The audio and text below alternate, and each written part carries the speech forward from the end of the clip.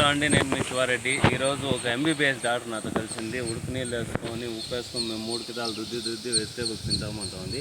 కాకపోతే నేను చెప్పేది ఏమంటే పైన ఉండే కెమికల్ పోవచ్చేమో కానీ లోపల మనం ఈ టమాటాను కానీ బ్రేక్ చేసిన వెంటనే స్మెల్ చూస్తే బ్యాడ్ స్మెల్ వస్తుంది. అది కెమికల్ అనమాట. మన నేచురల్లో ఆ స్మెల్ రాదు.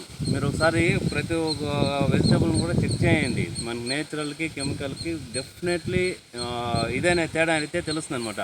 మనకు ఒక క్యారెట్ చూడండి, పైన వరకు కూడా ఏర్లు ఉన్నాయి. అంటే ఇది నేచురల్లో పండినది కాబట్టి దీనికి ఫుడ్ లెవెల్ చాలకుండా ఎక్కడ భూమిలో ఎక్కడ సారం ఉంటే అక్కడ వేసుకుందాము అని అక్కడ వరకు వేర్లు పోయి తీసుకుంటుంది.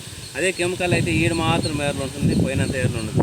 ప్రతి ఒక్క పంట అంతే. మనం చూడండి, ఎర్రగడ్డ చూడండి ఎంత బాగుంది చూడండి, నేచురల్లో పండుతూ ఉండేది. ప్రతి ఒక్కటి నేచురల్లే డిఫరెంట్గా ఉంటుంది. దాన్ని క్యాప్చర్ చేసుకోండి. నేచురల్ వెజిటేబుల్స్ తినండి, ఆరోగ్యంగా ఉండండి. మీ పిల్లలకు నేచురల్ వెజిటేబుల్స్ పెట్టండి. లేకపోతే రాబోయే తరాల్లో చాలా అనారోగ్యాల సమస్యలు తలెత్తే అవకాశం ఉంది. కాబట్టి ఇప్పుడు నుండే మనం నేచురల్ వెజిటేబుల్స్ తింటే మనం సర్వర్ అవుతాము. దయచేసి ఈ విషయం గుర్తుపెట్టుకొని ప్రతి ఒక్కరు నేచురల్ వెజిటేబుల్స్ తింటారని థ్యాంక్స్ ఫర్ వాచింగ్.